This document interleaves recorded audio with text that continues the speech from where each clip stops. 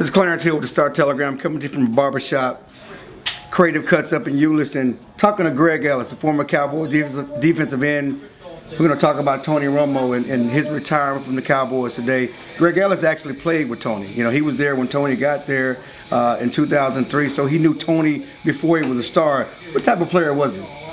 He was a good player, even as a young player, before he stepped into the star role and being a starter quarterback for the Cowboys.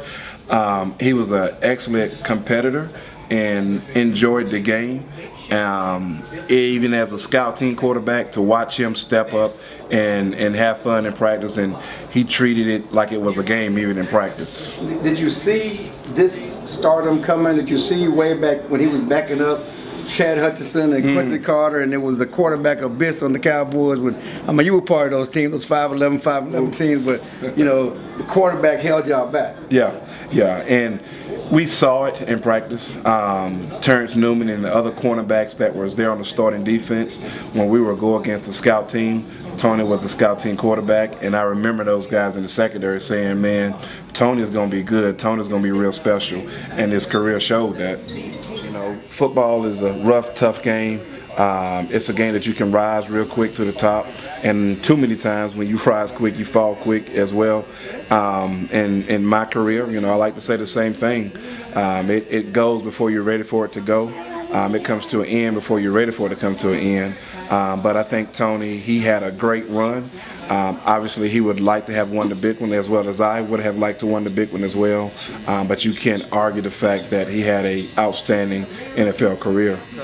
You by nature, as being an NFL football player, you're a competitor, and you're not used to losing. You're not used to giving up something.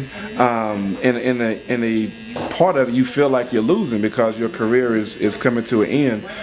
But you know, it's part of it.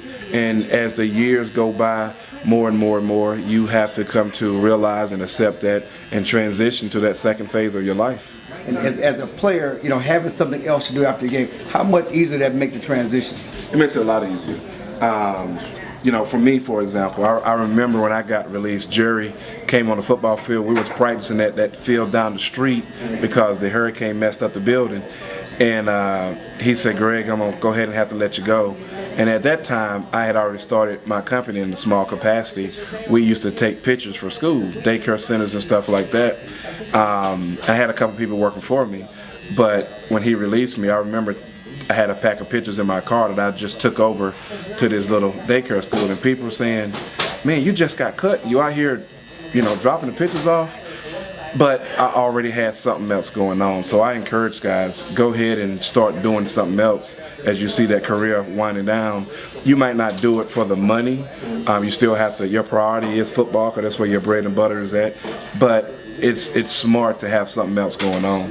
The family aspect, you know, for Tony, it was he walked away from football because, you know, he has kids and he wanted to spend more time with his kids. You know, health and family, that's part of it.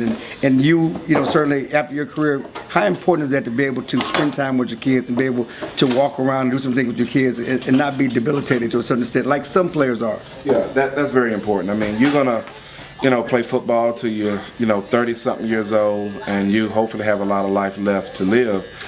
Most of us have kids, have wives, and you want to be able to spend quality time with them as well. So that's, you know, at the top of that list. And I think I was glad to see Tony step down because, you know, he was just getting banged up too much, and it was going to affect his quality of life.